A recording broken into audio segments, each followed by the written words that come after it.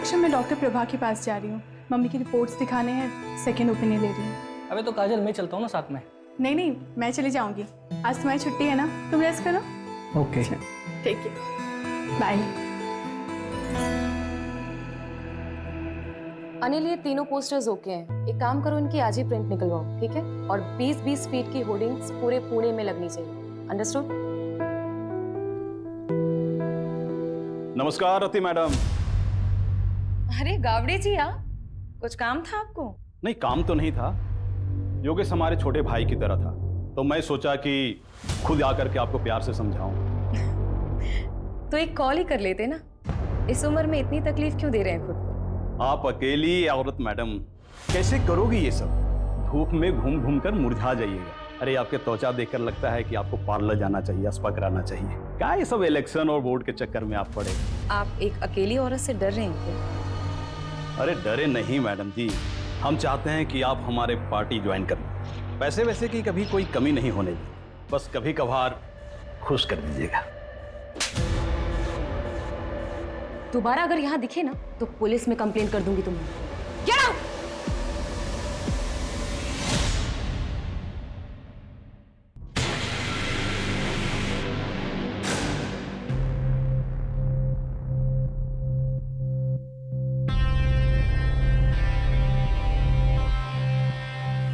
रति, कब तक हम ऐसे छुप छुप के मिलते रहेंगे? काजल प्लीज मुझे थोड़ा और टाइम दे दो। मैं अब तक उस गिल्ट से बाहर नहीं आ पा रही हूँ। कब तक तुम उस गिल्ट में रहोगी? तुम उस गिल्ट से इसलिए नहीं निकल पा रही हो क्योंकि तुम निकलना नहीं चाहती। और मुझे तो ऐसा लगता है कि तुम मेरे लिए सीरियस नहीं हो। नहीं काजल, ऐसी कोई बात नहीं है। मैं तुमसे बहुत प्यार करती हूँ। I love you so much. I love. तुम डिसाइड कर लो, तुम्हें मैं चाहिए या फिर तुम्हारे ये गिल्ट। तुम्हारे पास 1 हफ्ते का समय है। मैं कानपुर जा रही हूँ, मेरी माँ का ऑपरेशन है। काजल, धारा जल्दी करो, लेट हो रहा है। आ रही हूँ, 1 मिनट आ रही हूँ। ये लीजिए। क्या है, कैसे काम वाली जैसे कपड़े पहनती हो? थोड़ा तो मेंटेन रखा करो अपने आप को। कौन कहेगा डॉक्टर की बीवी? इसीलिए बाहर लेके नहीं जाता कहीं। वो आपको लेट हो रहा था ना, इसलिए ऐसे ही उठ के आपके लिए नाश्ता बहाने तो हजारों हैं तुम्हारे पास। जाओ चाय लेके। माँ मेरे लिए भी नाश्ता दे देना। 10:30 बज गए, अब तेरी आँख खुल रही है। देखो अपने साहबजादे को, बोर्ड के एग्जाम है इसके और नींद पूरी नहीं होती इसकी। पापा बस करो ना। 98% मार्क्स नहीं आए ना तेरे, तब बताऊंगा तुझे। क्या करूंगा 98% लाके? मुझे डॉक्टरी नहीं करनी है, MBBS नहीं करूंगा, आर्ट्स करूंगा, आर्ट्स। ऐसे ना फोर्स नहीं कर सकते हो मुझे। मेरी लाइफ पे ना कंट्रोल करना बंद करो। कर सकता हूँ, बाप हूँ तेरा। कौन देगा तेरे आर्ट्स के पैसे? याद रखना, मेडिकल की पढ़ाई नहीं की ना तो इस घर से 1 पैसा नहीं मिलने वाला तुझे।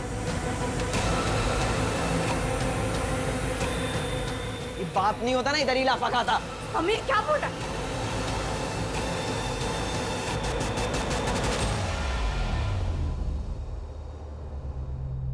माता जी, ये दवाई मैंने लिखी है और ये हमारे कैंप की तरफ से फ्री है। जुग जुग जियो बेटा, तुम बहुत ही अच्छा काम कर रहे हो। भगवान तुम्हारी सारी मनोकामना पूरी करे।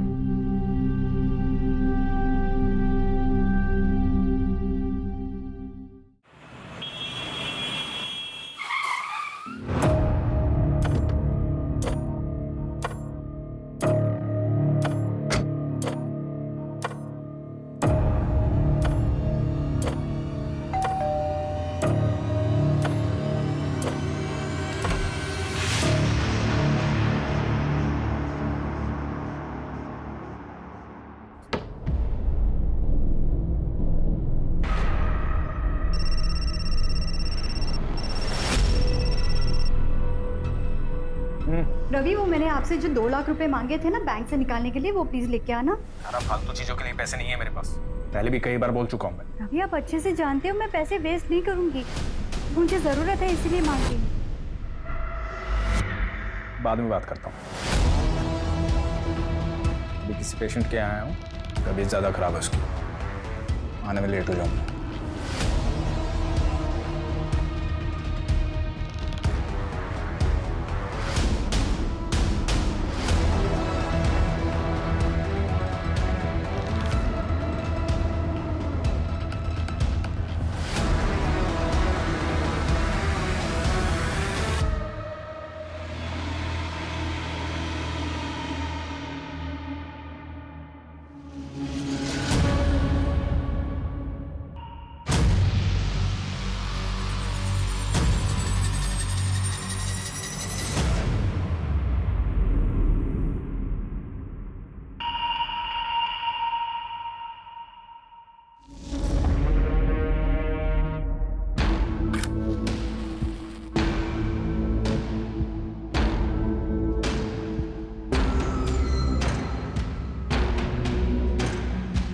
अरे वाह, महंगी वाली, क्या बात है।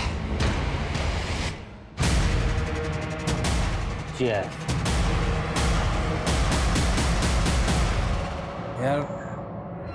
मेरी तो बस एक ख्वाहिश है, मुझे ना अपने बेटे को जोर से गले लगा के आई लव यू बोलना है। अरे रवि बाबू, आपके दुख की दवा तो आसान है। आप ना अपने बाप वाली ईगो ना साइड में रख के अपने बेटे को जोर से गले लगा के आई लव यू बोल दो। बिल्कुल। पर मेरे दुख की दवा नहीं है बाबू, 28 का हो चला हूँ पर कोई मिलती ही नहीं है। अरे ऐसा लुक्के के जैसा घूमेगा तो तेरे को कभी कोई नहीं मिलेगी। भाऊ, आप तो लुक्के नहीं हो ना, तो आपके आगे पीछे क्यों नहीं घूमती 4-5 लैला है? मुझे लुक बोल रहे हैं। भाऊ मैं क्या बोल रहा था कि अबे क्या कर दिया ये? हाँ, समझता नहीं तेरे को?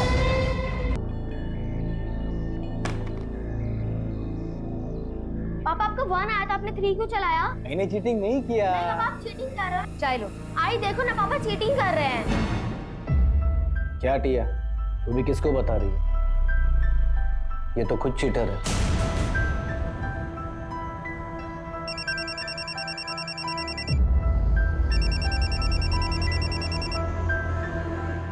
हेलो, हाँ मैं जानती हूँ प्रदीप को। क्या हुआ? क्या?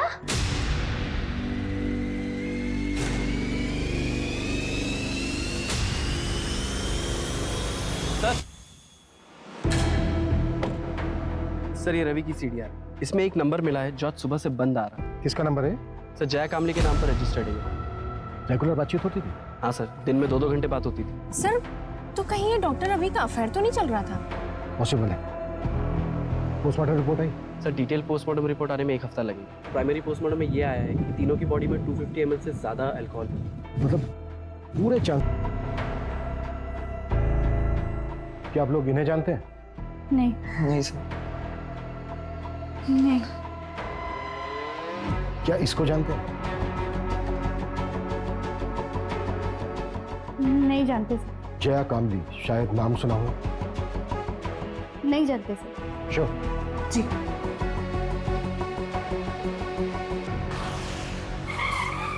प्रदीप ने लास्ट कॉल जिस नंबर पे किया था वो नंबर आपका है, मिसेस लता तांबरे। कैसे जानती थी आप प्रदीप? सर मैं अच्छी तरह जानता हूँ उसे। हमारी बेटी को पढ़ाने आता था। पढ़ाता क्या था? 1 नंबर का ठरकी था। अच्छा हुआ मर गया। बिल्कुल सही। टिया, आज के लिए इतना काफी है, बाकी कल कर लेंगे। ठीक है सर। मुझे कुछ काम से बाहर जाना। ठीक सर। मेरे बेटी को हाथ कैसे लगाया तूने? मेरे बेटी को हाथ लगाया कैसे तूने? विनय, मैं तो सिर्फ पढ़ा रहा था। पढ़ा रहा? मैंने मेरी आंखों से देखा तू क्या कर रहा था। निकल मेरे घर से, निकल जा मेरे घर से। विनय, मेरे बेटी के आसपास भी दिखाई दिया ना तो जान से मार दूंगा तुझे मैं। टिया के साथ यहाँ गंदी गंदी हरकतें कर रहा है और तू यहाँ पे बैठ के मोबाइल पे गेम खेल रही है। चल अंदर, अंदर चल। मोबाइल पे बैठे बैठे खेलती रहती है वो। क्या बकवास कर रहे हो तुम? अच्छा मैं बकवास कर रहा हूँ और तुम जो कर रहे हो बहुत अच्छा कर रही हो तुम।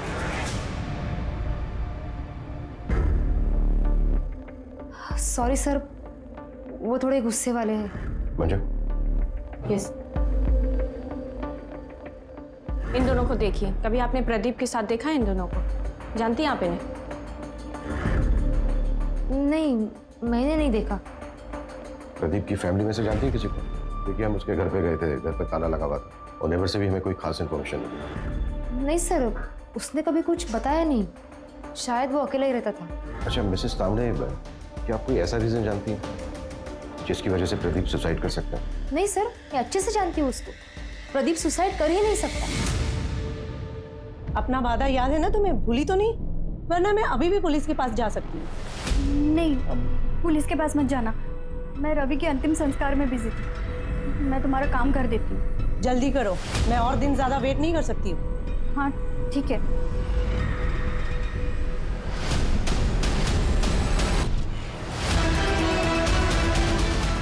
क्या इसको जानते हैं? नहीं sir. Doctor, I am really worried for Rati. उसके पीए को भी कॉल किया था पर उसे भी नहीं पता वो कहाँ है। कुछ दिन की छुट्टी बोल करके गई थी। हाँ, आज रति का सेशन था पर वो आई नहीं। टू बी ऑनेस्ट, मैं खुद भी उसके लिए थोड़ा वरीड हूँ, स्पेशली लास्ट सेशन के बाद। मुझे पता था कि यही होगा। आप कितना भी भाग लो लेकिन आपके कर्म आपको ढूंढ ही लेते हैं, इसलिए मेरे साथ ये सब हो रहा है। काजल भी मुझे छोड़कर चली गई, कुछ बचा ही नहीं मेरी जिंदगी में, कुछ भी नहीं। मैंने उसे बहुत समझाया था लेकिन वो मेरी बात समझने के लिए तैयार ही नहीं थी। अगर आपसे वो कांटेक्ट करती है ना तो आप प्लीज मुझे कॉल करके बता दीजिएगा। ओके।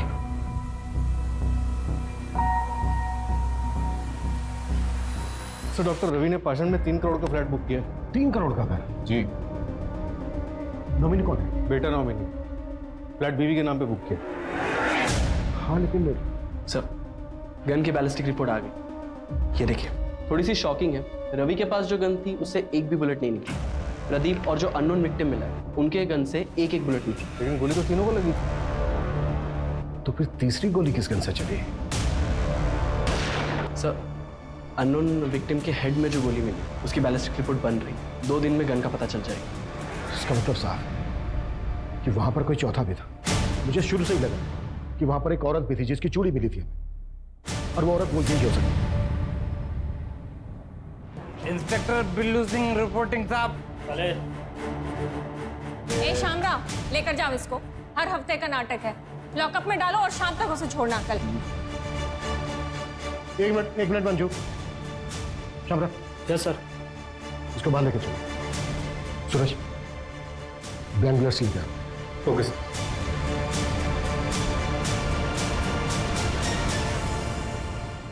चल पकड़। गन? निशाना लगा उसमें। घबरा मत, निशाना लगा। शाबाश। हाँ लगा निशाना।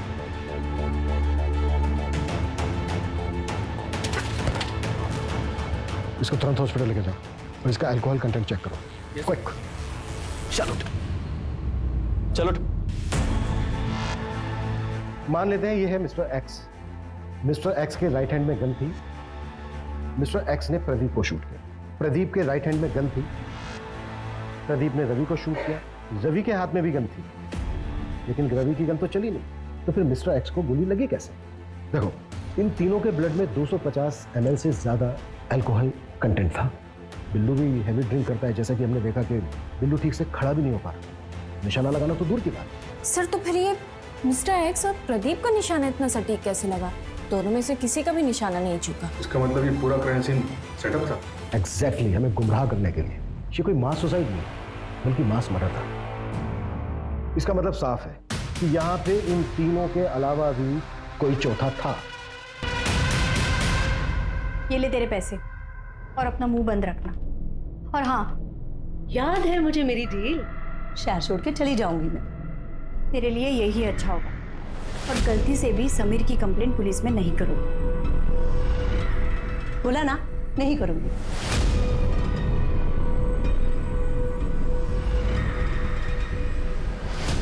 सर मैंने डॉक्टर रवि की वाइफ धारा के कॉल रिकॉर्ड चेक किया, उसमें एक नंबर मिला है जो जया कामली के नाम पर रजिस्टर्ड। ये उसका दूसरा नंबर है। और सर अजीब बात तो ये है, धारा और जया की बात डॉक्टर रवि के मरने के 1 दिन बाद से शुरू हुई। तो कहीं वो चौथी लड़की ये धारा या फिर जया तो नहीं है?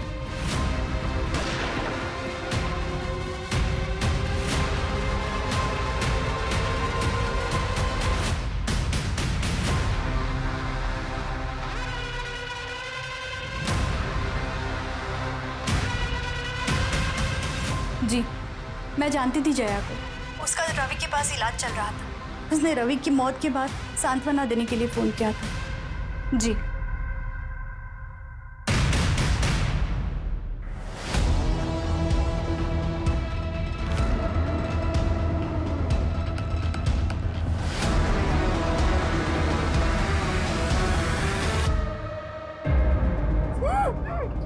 मेरे पापा से वापस मिलने की कोशिश की ना तो जान से मार दूंगा। मैं नहीं जानती। ए, नाटक बंद कर। मेरे पापा डॉक्टर रवि मुझसे मिलने आते हैं ना, तेरे साथ इधर गुलछड़े उड़ाते हैं ना। क्या चाहती है तू? उनकी प्रॉपर्टी? एक बात कान खोल के सुन ले, मेरे पापा की प्रॉपर्टी पे सिर्फ मेरा और मेरी माँ का हक है, समझी? सूरज, जया का मूवमेंट ट्रैक हुआ? मर्डर वाली रात को कहाँ थी? सर जया का फोन तो उसके घर पे ही एक्टिव था और कोई ऐसा क्लू नहीं मिला जिससे ये पता चले कि जया क्राइम साइट पे गई। जैसे क्राइम साइट पे जाने वाले सभी रास्तों का सीसीटीवी हम स्कैन कर रहे हैं। और सर हॉस्पिटल स्टाफ से भी बात हुई, उन्होंने बताया कि जया को डायबिटीज और ये डॉक्टर रवि इंसुलिन का शॉट लगाने से घर पे जाता है। व्हाट? डॉक्टर रवि और जया के बीच में अफेयर नहीं था? हेलो, अच्छा नजर रखो उस पर। सर उन तीनों को जिसने गन सप्लाई की थी उस सप्लायर का पता चल गया। गुड्डू ने उस पर नजर रखी है। मूव।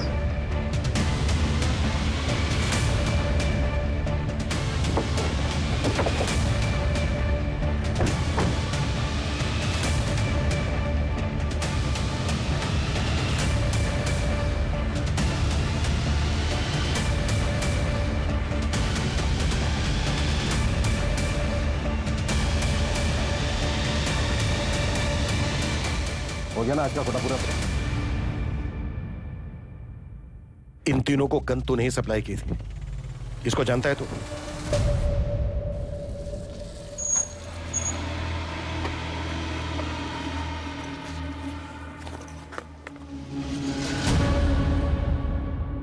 ये आपका गन और भाऊ ये आपका गन। और अक्षय भाऊ ये खास आपके लिए। अरे अक्षय भाऊ ये क्या कर रहे हो आप? अरे यार बस ट्राई कर रहा था, सॉरी। इसमें गोली दी तो मैं तो ऊपर पहुंच जाता। गोली लाया? गोली दे। हाँ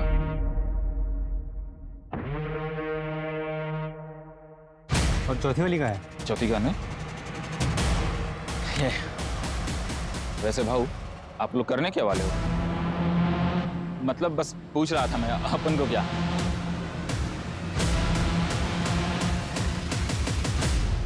आलू? हाँ सब 3 लोग थे, 4 गन लेके गए और उनके पूरे सीट पे आलू भरे थे। ये जो तीसरा आदमी था इसका क्या नाम बताया तुमने? अक्षय नाम है उसका, यही कोरेगांव पार्क में ही रहता है। मेरा एक दोस्त है जो उसका पड़ोसी है, तो उसी ने डील कराई थी। इस अक्षय का घर परिवार? घर परिवार तो नहीं पता साहब, लेकिन वो एड्रेस दे सकता हूँ। तो शायद ये मास सुसाइड ही था। शायद हाँ। गन इन तीनों ने खुद खरीदी। सवाल ये है कि चौथी गन किसके लिए खरीदी गई? तो शायद वो गन किलर के पास।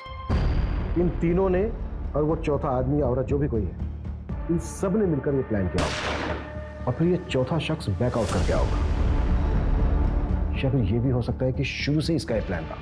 सवाल ये है कि ये चौथा शख्स कौन है और उस चौथे शख्स का इन तीनों के साथ क्या कनेक्शन? सबसे पहले हम इस कनेक्शन को ढूंढना होगा। और सर वो आलू जो शाहिद ने बताया था, इतने सारे आलू से समझ में नहीं आ रहा है। मैं तो बेहोश था हॉस्पिटल में, कल ही डिस्चार्ज हुआ हूं। मुझे तो पता ही नहीं था कि अक्षय इस दुनिया में नहीं। इस महीने मेरा ऑपरेशन है, 10,000 कम पड़ रहे थे, वो इसी जुगाड़ में लगा था। उसने जिंदगी में अपने लिए कुछ नहीं किया, मेरे पीछे ही परेशान रहता था। वो कभी आत्महत्या नहीं करता। देखिए चंदन जी, ये तो हम नहीं कह सकते, पर क्या आपकी जानकारी में कोई ऐसा है जो अक्षय को जान से मार सकता है? कोई ऐसा क्यों करेगा? सीधा साधा था मेरा बेटा, न नशा, न लड़की, न कोई और ऐसी, सिर्फ मेहनत करना जानता था। चंदन जी, ये 2 लोग हैं जिनकी बॉडी हमें आपके बेटे अक्षय की बॉडी के साथ मिली थी। आप जानते हैं इन्हें? नहीं, मैंने इनको नहीं कभी देखा। ठीक है चंदन जी, अभी आप अपने घर जा सकते हैं। मंजू, गायकवाड़ को बोलो कि वो इनको इनके घर तक छोड़ दें।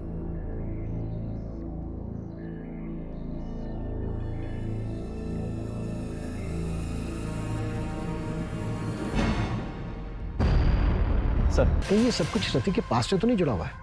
और सर राति के पोस्टमार्टम के मुताबिक उसके बॉडी से भी अल्कोहल बरामद हुआ था, 126 ml।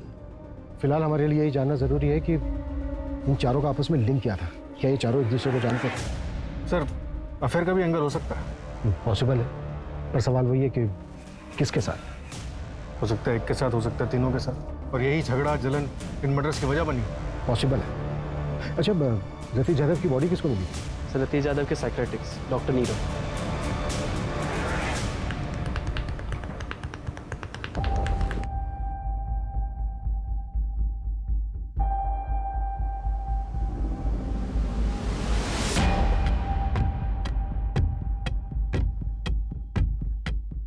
अरे सर, रियली सॉरी, आप लोग काफी टाइम से वेट कर रहे हैं क्या? नहीं, इट्स ओके। एक्चुअली हमें आपसे रति यादव के बारे में बात करनी थी। आप रति के डॉक्टर थे ना? जी। दरअसल हमें ये जानना था कि क्या रति किसी बात को लेकर परेशान थी? जी, एक्चुअली रति गिल्ट में थी। ये समझ नहीं पा रही हूँ कि ये गिल्ट खत्म कैसे होगा। गिल्ट? किस बात का गिल्ट था रति को? कुछ साल पहले उसके हस्बैंड योगेश की डेथ हो गई थी और रति उसके लिए खुद को जिम्मेदार मानते थे। रति, आई एम होम। ये तुम दोनों? क्या हो रहा था? योगेश, योगेश मेरी बात सुनो। क्या बात सुनो तुम्हें शर्म नहीं?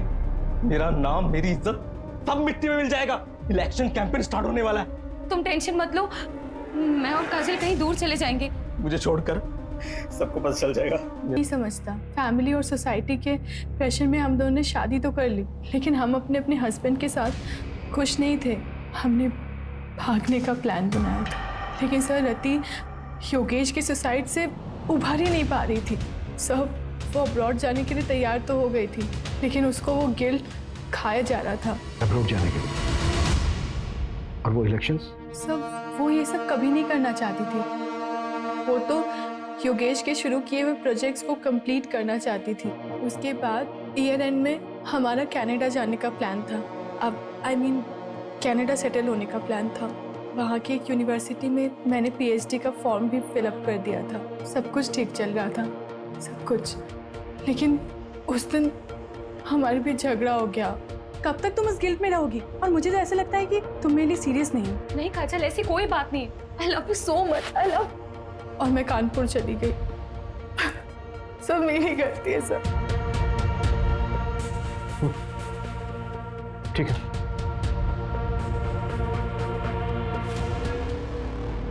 सर, प्रदीप ने मार्केट से 10 लाख रुपए उठाए थे और सर प्रदीप की लोकेलिटी में एक ज्वेलरी शॉप है, उसने वहां से 20 लाख के गहने ऑर्डर किए थे और सर उसने दुकानदार से कहा था कि वो अपनी बेटी के फ्यूचर के लिए इन्वेस्टमेंट करना चाहता है।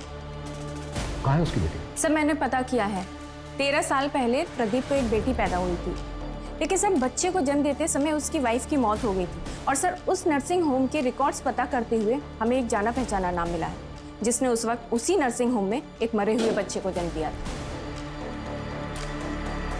कौन?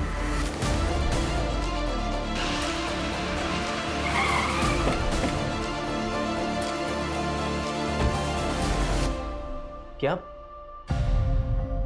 मेरी बेटी टिया मेरी बेटी नहीं है, उस प्रदीप की बेटी है? ये बात तुम्हें पता नहीं थी? नहीं सर, इन्हें नहीं पता। वो मेरी प्रीमेच्योर डिलीवरी हुई थी, उस वक्त ये शहर से बाहर थे, इन्हें कुछ भी नहीं पता। सब कुछ अचानक हुआ सर, और मैंने भी इनसे बात छुपा ली, वरना प्रदीप की तरह ये भी मरे हुए बच्चे की बात सुन के टूट जाते। विनय, हाँ? 14 अप्रैल की रात को 8 से 12 के बीच में कहाँ थे तुम? विनय सर यही घर पे ही थे, मेरे और टिया के साथ।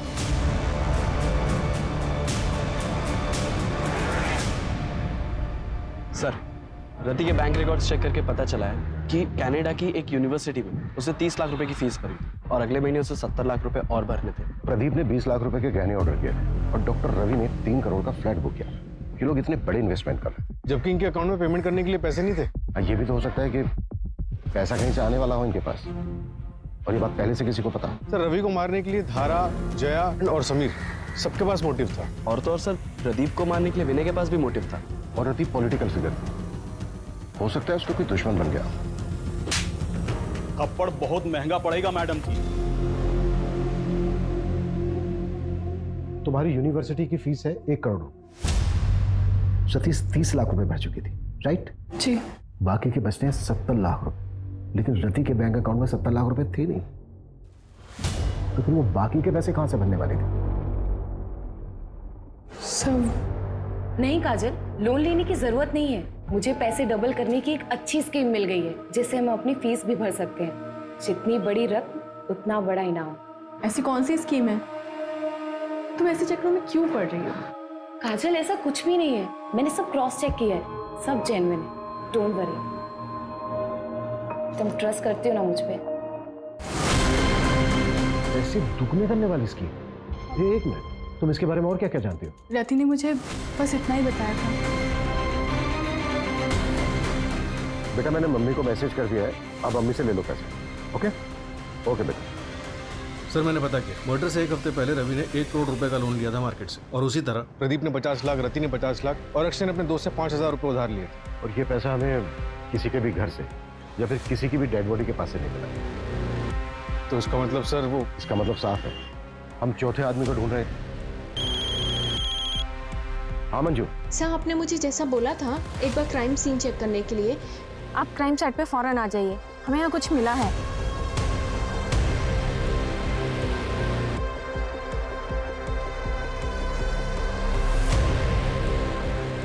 सूरज,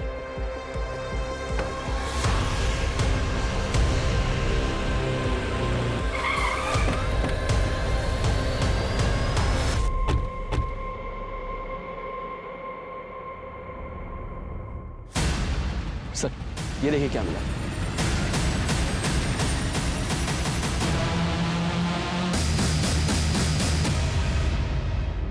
ये चल क्या रहा है यार? जमीन के अंदर मटकों में आलू। गन सेलर शाहिद ने उन तीनों को गन बेचते वक्त उनकी कार में बहुत सारे आलू देखे थे। Right sir. 4 डेड बॉडीज,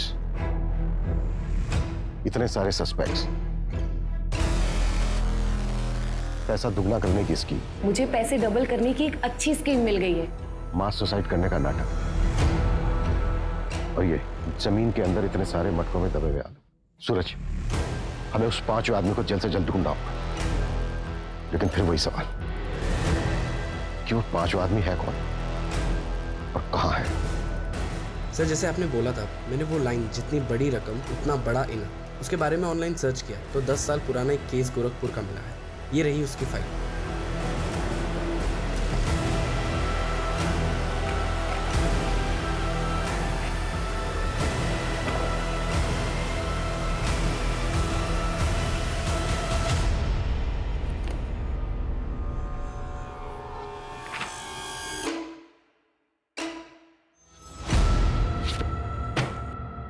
दस साल पहले देव श्रीवास्तव ने पोंजी स्कीम बनाई थी और सबको लूट लाट कर भाग गया था। ये केस सीरियस तब हुआ जब 2 भाइयों ने सुसाइड कर लिया। पुलिस ने खूब पूछताछ की थी देव श्रीवास्तव से, लेकिन उसके खिलाफ कोई सबूत नहीं मिला। फिर भी मैं गोरखपुर पुलिस से कांटेक्ट करता हूँ, पता करता हूँ कि देव श्रीवास्तव आजकल है कहाँ, है भी या नहीं। क्विक। सर, देव श्रीवास्तव 4 साल पहले मर चुका। एक और डेड है? नहीं सर, देव का एक बेटा है जो 2 साल पहले यहीं पुणे में शिफ्ट हुआ था। इसका हमारे किसी सस्पेक्ट के साथ कोई कनेक्शन है? हाँ सर, ये देखिए।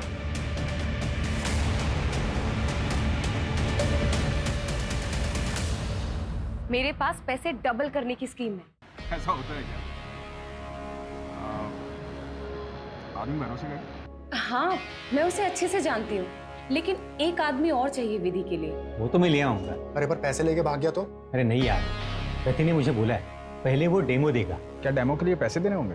अरे नहीं नहीं, डेमो के लिए पैसे नहीं, कुछ और लगेगा।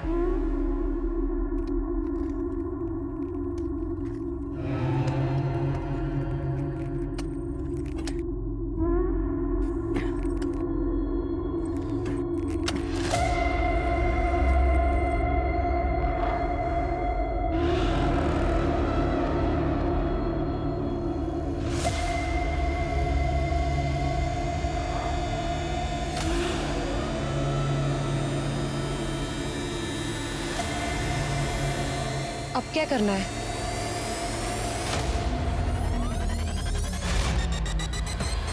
तुम चारों का कार्य समाप्त हुआ और मेरा कार्य आरंभ। इसके लिए तो तुम्हारे पास एक ही रास्ता है, तुम तुम्हारी पार्टनर काजल के साथ अब्रॉड चली जाओ। लेकिन डॉक्टर, मेरे पास इतने पैसे नहीं हैं। इसके लिए मेरे पास एक रास्ता है, सीक्रेट है, मैं पैसे डबल कर सकता हूँ। क्या?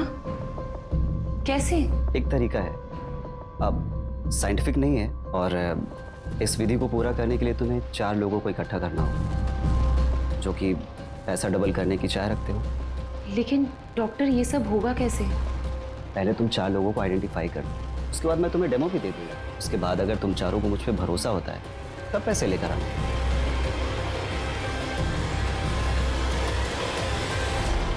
मुझे वरदान है कि मैं जरूरतमंद लोगों के पैसों को 2 गुना कर सकता हूँ।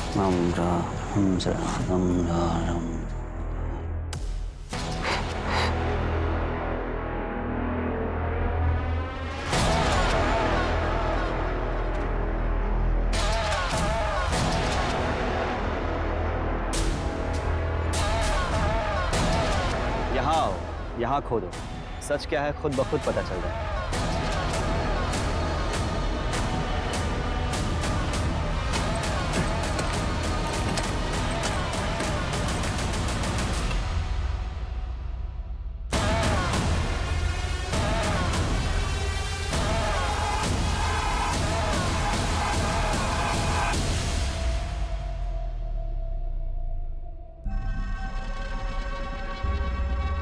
बाबा आपने तो चमत्कार कर दिया, हम पैसे भी लाए, उन्हें भी आज 2 गुना कर दो। पैसों को 2 गुना करने के लिए इससे भी मुश्किल विधि करनी पड़ी। मैंने रति को बताया था, इसके लिए शस्त्र की भी पूजा होती है।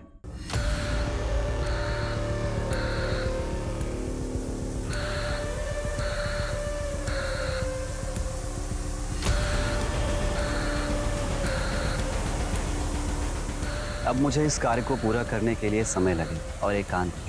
उसके पहले आप लोग आपके मोबाइल फोन्स स्विच ऑफ करके इस बैग में डाल दीजिए। अब आप लोग शुभ घड़ी की प्रतीक्षा कीजिए।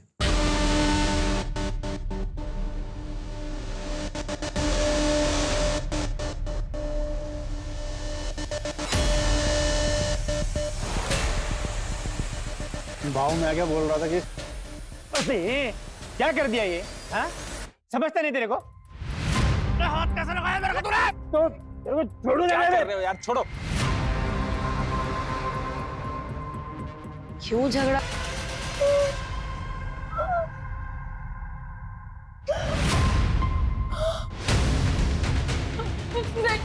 मना चाहता हूँ।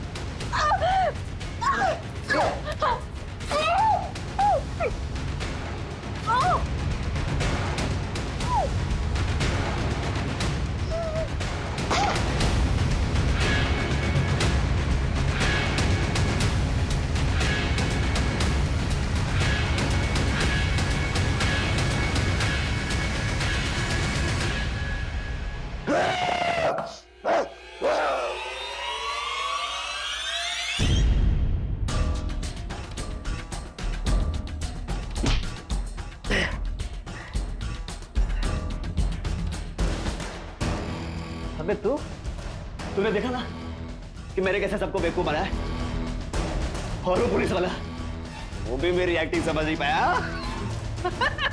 देख कितना जल्दी इतना गुरूर अच्छी बात नहीं।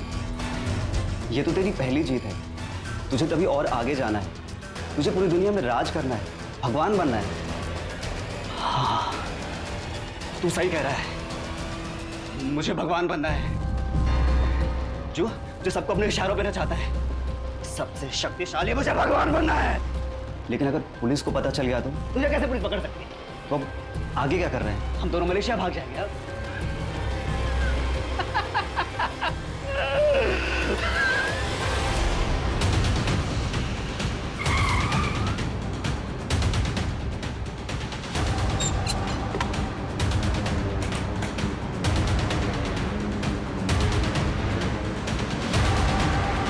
सूरज, पूरे शहर में मुझे नाकाबंदी चाहिए। हर जगह पर मेरा की फोटो खिंचवाओ, खास करके शहर के फोटो।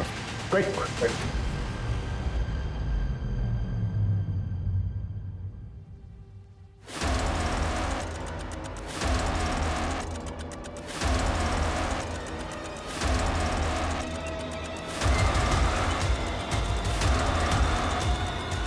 आप लिसन, तुम रूम में जाके शैंपेन निकालो। ओके। मैं बस 2 मिनट में आया। मैं बस 2 मिनट में आया। 2 मिनट नहीं बेटा, तेरे को बहुत लंबा समय लगने वाला है। अब लेके चला इसको। अरे सर मेरी बात सर मार लेना, जी भर के मार लेना, लेकिन पहले ये तो बताओ कि मुझे ढूंढा कैसे? मैरीगोल्ड, यही पोस्ट कार्ड था ना तेरे केविन की वॉल पर। कहने में लगा कि ये कोई होटल है। पिछले 6 महीने में कम से कम 60-70 होटल गए होंगे, पर तू कहीं नहीं मिला। फिर मैं पता चला ओ नहीं, ये कोई होटल नहीं है, बल्कि ये तो मुंबई का एक्सक्लूसिव मेंस सीक्रेट क्लब है। एक पोस्ट कार्ड से क्लब तक पहुंच गए। तुझे क्या लगा तू ही जीनियस है? तेरे जैसे फ्रॉस्टर्स अपनी झूठी शान में पैसा उड़ाने के लिए एक क्राइम करते हैं। फ्रॉड में जीनियस हूं मैं। अपने इशारे पे लोगों को नचाता हूं और वो चारों तो अपने लालच की वजह से मारेंगे। मेरा उसमें कोई रोल नहीं है। वो चारों लालची और तू निर्मोही जिसे कोई मोह नहीं। अरे तूने तो अक्षय तक को नहीं छोड़ा। तो बेचारा 5,000 रुपए डबल करना चाहता था, पता है क्यों? ताकि वो अपने बीमार बाप का ऑपरेशन करा सके। आत्मी लक्ष्मी को कौन जाने देना चाहता है? मैंने तो बस एक शतरंज की खेल की तरह जाल बिछाया, जो फंसा हो गया। बेटा अब हम तुझे भी नहीं जाने देंगे। अब अपनी पूरी जिंदगी जेल में खेलना था। ये बता तू आलू को डबल कैसे करता था? वो तो मैं पहले से गाड़ के रखता था, पर लालचियों को मेरी ये मामूली सी ट्रिक भी समझ में नहीं आई।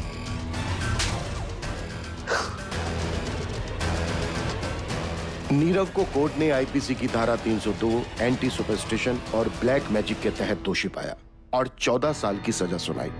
लालच एक ऐसी बला है जिसमें आदमी सब कुछ भूल जाता है, अपनी सुध बुध कमाता है।